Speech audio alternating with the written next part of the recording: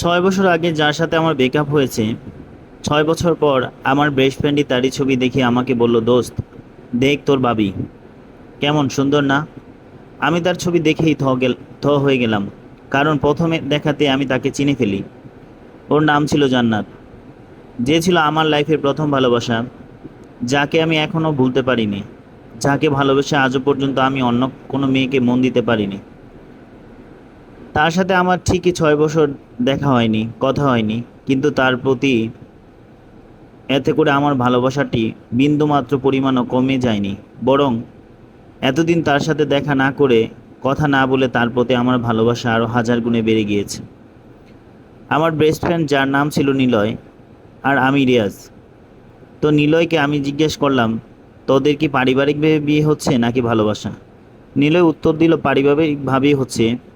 তারপর আমি জিজ্ঞেস করলাম, তোর আর ওদের বাড়ি কি পাশাপাশি নাকি? সে বলল, হ্যাঁ, আমাদের বাড়ি 2 বাড়ি পরে ওদের বাড়ি। আমি বললাম, ও আচ্ছা, তাহলে ছোটবেলা থেকেই তোরা একসাথে ছিলি? নিলয় বলল, হ্যাঁ। তাছাড়া জান্নাতের বাবা নেই, ওর মা ওকে অনেক কষ্ট করে মানুষ করেছে। গত কয়েকদিন আগে মেডিকেল কলেজ থেকে সম্পূর্ণ ডাক্তার হয়ে বেরিয়েছে। কথাটি জানতে পেরে আমি ভীষণ খুশি হই, কারণ জান্নাতের স্বপ্ন ছিল সে একজন ডাক্তার হবে। তো এরপর আমি নিলয়কে বললাম, তোর বউ মানে তোর হবু বউ তাহলে ডাক্তার? সে বলল, হ্যাঁ। আমি মজা করে বললাম, তাহলে তো তোর বউয়ের কাছে গিয়ে ফ্রি ট্রিটমেন্ট করাতে পারবো? নিলয় হেসে বলল, অবশ্যই। নিলয়ের সাথে আমি পরিচিত হই 4 বছর আগে। সেখান থেকে আমাদের বন্ধুত্ব, আর বন্ধুত্ব থেকে ধীরে ধীরে বেস্ট ফ্রেন্ডে পরিণত হয়। এর মাঝে আমি কিন্তু 4-5 বার নিলয়দের বাড়িতে গিয়েছিলাম, কিন্তু কখনো জান্নাতের সাথে আমার দেখা হয়নি, আর নিলয় এ ব্যাপারে আমাকে কিছু বলেনি। আমি নিলয়কে বললাম, তো তুই এতদিন আমাকে জান্নাতের কথা বলিসনি কেন? নিলয় বলল, আসলে আমি তোকে সারপ্রাইজ দিতে চেয়েছিলাম, একজন ডাক্তারকে বিয়ে করছি, বুঝছিস না? আমি বললাম, হুম, ডাক্তারের এর হাজবেন্ড বলে কথা। তারপর নিলয়কে বললাম, আচ্ছা চল আমাদের বাসায়, বাসায় যেয়ে তোর আর তোর হবু স্ত্রীর কথা শুনবো। নিলয় বলল, যাওয়া যায়, চল। বলে রাখা ভালো, আমি আমার পরিবার নিয়ে চট্টগ্রামে থাকি, আর নিলয় এখন চাকরি সূত্রে ব্যাচেলর বাসায় থাকে। আম্মু অনেকবার বলেছে আমাদের সাথে থাকতে, কারণ আব্বু আম্মু সবাই নিলয়কে অনেক পছন্দ করে। নিলয় আমাদের বাসাতে না থাকলেও বেশিরভাগ সময় আমাদের বাসায় দিয়ে থাকে। তো আমি বাসায় যেয়ে আম্মুকে বললাম, আম্মু নিলয় কি করেছে জানো? আম্মু বলল, কি করেছে? ওর বিয়ে ঠিক হয়ে গেছে, আগামী সপ্তাহে ওর বিয়ে। আম্মু তো অবাক, নিলয় সত্যি নাকি? নিলয় বলল, জি আন্টি, আপনাদের সারপ্রাইজ দিব তাই বলা হয়নি। আম্মু অনেক খুশি হলো। আম্মুকে নিলয় জান্নাতের ছবি দেখালো। আম্মুর জান্নাতকে দেখে অনেক পছন্দ করেছে। আম্মু তো অলরেডি বলেই দিয়েছি, ইস, আমার রিয়াজের জন্য যদি এমন একটা বউ পেতাম। ওহ সরি, আমার নামটাই তো বলা হয়। আমার নাম রিয়াজ। আম্মুর কথা শুনে আমি নিলয় দুজনই হেসে দিলাম। বাসায় খাওয়া দাওয়া শেষ করে নিলয়কে বললাম, দোস্ত তোর গল্প বাসায় শুনবো না, বাইক নিয়ে বের হই, নিরিবিলি জায়গায় যেয়ে গল্প শুনবো। এরপর দুজনে বের হলাম। রাত 11টার দিকে কর্ণফুলী নদীর তীরে বসে রইলাম। 20 টাকার বাদাম কিনে সেটা খেতে খেতে আমাদের গল্প শুরু করে দিলাম। আমি নিলয়কে বললাম, তোর বন্ধু বল একবার তোর কাহিনী। নিলয়, হুঁ, অবশ্যই বলবো। বলে রাখা ভালো, নিলয় আমাকে অনেক দিন ধরে বলে আসছি একটি গল্প শোনাবে, আর এই গল্পটা নাকি সে শুধু আমার সাথেই বলবে। ব্যাপারটা শুধু 2-3 জন মানুষ জানে, আর সেই গল্পটাই নিলয় আজ আমাকে শোনাবে। নিলয়ের বাসাতেই বলছে, রিয়াজ আসলে জান্নাতের যখন এইচএসসি এক্সাম শেষ হওয়ার পর ও রেজাল্ট বের হয়, আমি দেখলাম খুব ভালো রেজাল্ট করেছে। খোঁজ নিয়ে জানলাম আমাদের পুরো থানাতেই নাকি সে প্রথম হয়েছে। আরও খোঁজ নিয়ে জানলাম আমাদের জেলায় সে সপ্তম স্থান অধিকার করেছে। এত ভালো রেজাল্ট। পরে ওর মাকে বললাম, কাল তাহলে আপনার মেয়েকে নিয়ে আমাদের বাসায় আসেন, কাল দুপুরে আপনার আর আপনার মেয়ের দাওয়াত আমাদের বাসায়। আন্টি রাজি হলেন। পরদিন জান্নাত আর তার মায়ের সাথে আমাদের বাড়িতে আসলো। প্রথমে ওকে মিষ্টি খেতে দিলাম, ওর রেজাল্ট অনেক প্রশংসা করলাম, আমাদের গ্রামের মুখ উজ্জ্বল করেছে সে, এটাও বললাম। তারপর খাবার খেতে বসার পর জিজ্ঞেস করলাম, আচ্ছা বলো, এখন কি করতে চাও, মেডিকেলে নাকি ভার্সিটিতে? সে উত্তর দিল, মেডিকেলে যাচ্ছি। কিন্তু ভাইয়া আমাদের আর্থিক অবস্থা খুব খারাপ। বাবা মারা গিয়েছে অনেক দিন হলো। আব্বু মারা যাওয়ার পরে আম্মু আমাকে এতদিন ধরে মানুষের বাসায় কাজ করে লেখাপড়া করিয়েছে। এখন আর আম্মু কাজ করতে পারছে না। মেডিকেল কোচিংয়ে ভর্তি হব, সে টাকাও এখন আমাদের কাছে নেই।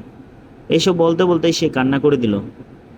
আমি সান্ত্বনা দিয়ে বললাম, আরে পাগল, কান্না করছো কেন? সে কিছু বলছে না। তারপর আমি বললাম, আচ্ছা তুমি চিন্তা করো না, তুমি কালকেই ঢাকা যাবে, ঢাকায় যেয়ে ভালো একটা কোচিং সেন্টারে ভর্তি হবে। টাকা পয়সার খরচের চিন্তা করতে হবে না, সব ব্যবস্থা আমি করে দেব। এই বলেই পকেট থেকে 10,000 টাকা বের করে জান্নাতের মায়ের হাতে দিলাম। জান্নাতের মাও কান্না করে দিল। আমি জান্নাতের মাকে বললাম, আপনি কাল ওকে নিয়ে ঢাকায় যাবেন, ওকে একটি ভালো মেয়েদের হোস্টেলে তুলে দিয়ে আপনি চলে আসবেন।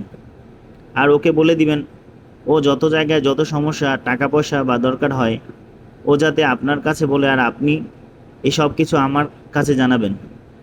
আমি সব ব্যবস্থা করে দিব। জান্নাত আমার এই কথা শুনে মিষ্টি একটি হাসি দিল। আসলে আমার তখন আর্থিক অবস্থা তেমন ভালো ছিল না, চাকরিটাও তখন পাইনি। আব্বু আমাকে সায় দিল, আম্মু অনেক রেগেছিল।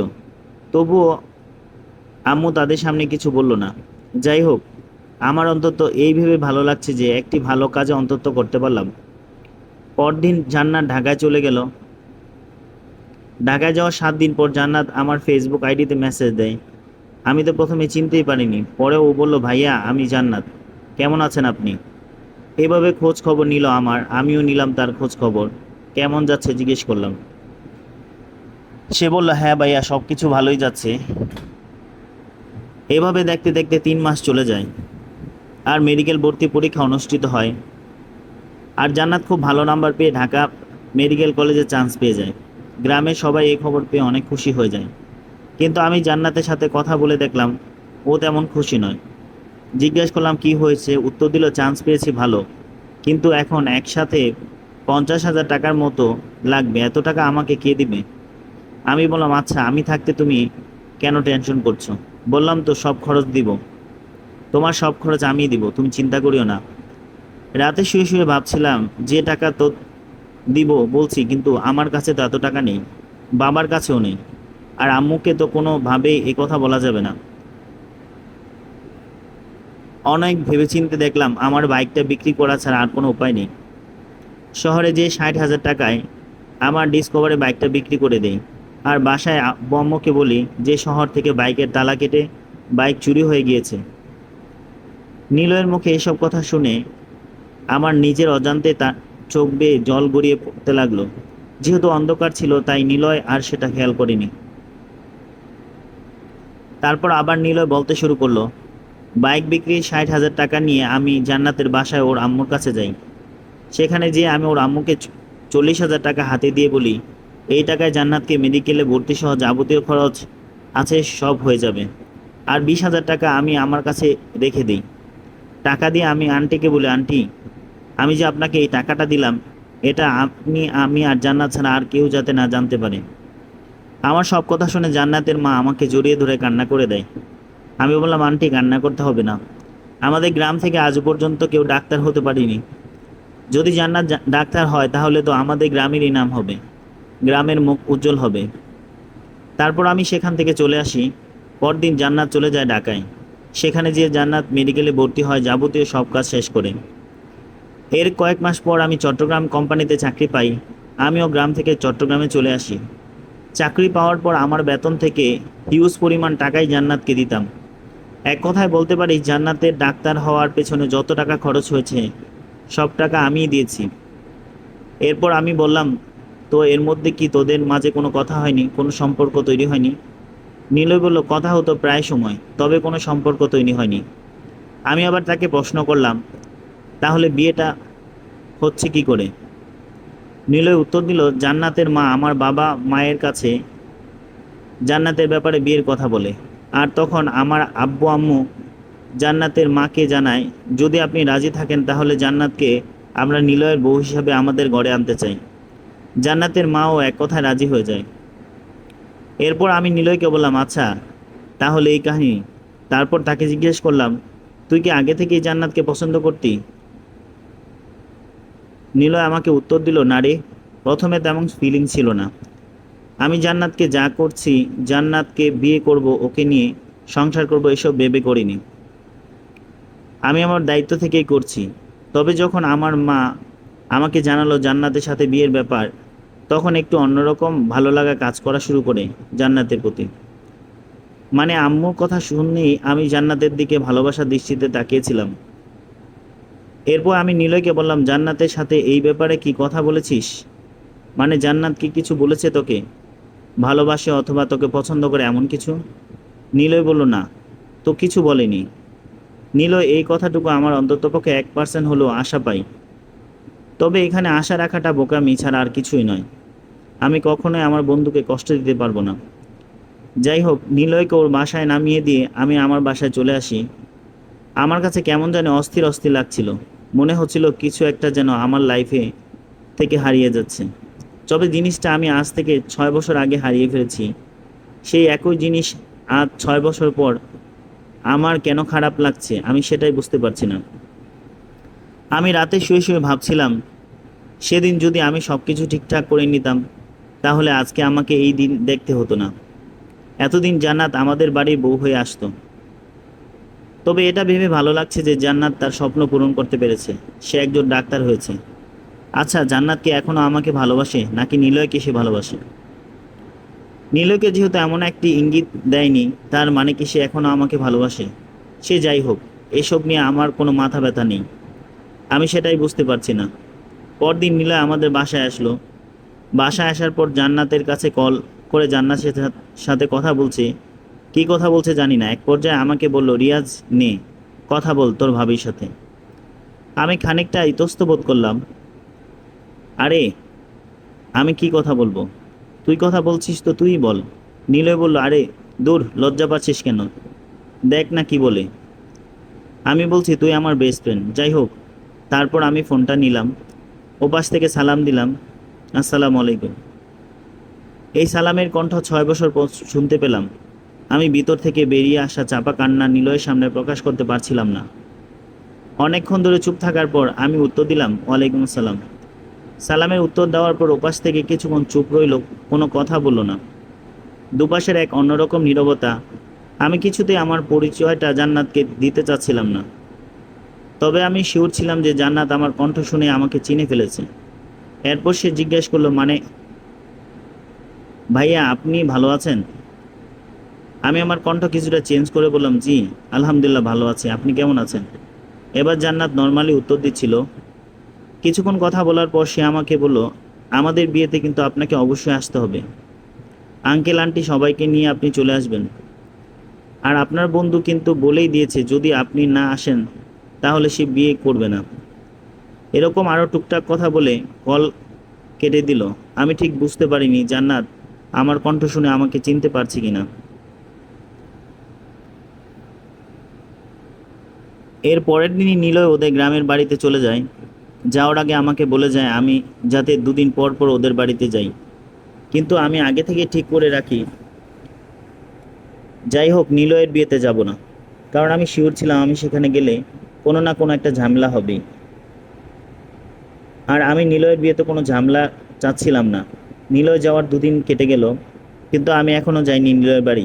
তবে নিলয় আমাকে প্রতিনিয়তই কল করে যাচ্ছিল, একের পর এক কল দিচ্ছিল, কিন্তু আমি কল রিসিভ করছিলাম না। এভাবে 2 দিন কেটে গেল। তৃতীয় দিন সকালবেলা বাসার মধ্যে হুলস্থুল, চিল্লাফাল্লা, অনেক জোরে জোরে চিল্লা চেঁচামেচি। দরজা খুলে বেরিয়ে দেখি বাহিরে নিলয়। ও এসে আমাকে একটা ঝাড়ি দিয়ে বলল, কিরে তোর কি হয়েছে? তুই আসলি না কেন? তোর কি সমস্যা? তুই আমার কল ধরছিলি না? একের পর এক প্রশ্ন। এরপর আমাকে আর কোনো কথা বলতে না দিয়ে আমার জামা কাপড় ব্যাগ সব নিয়েই গুছিয়ে নিল। আর আমাকে এমন অবস্থায় নিয়ে ওদের বাড়িতে দিকে রওনা দিল। সাথে বাইক নিয়েও এসেছিল। তাই ওর বাইকে করে আমরা চলে গেলাম ওদের বাড়িতে। আমি ওখানে যে আগে নিলয়ের রুম খুঁজে বের করে সেখানে ঘুম দিয়ে এলাম।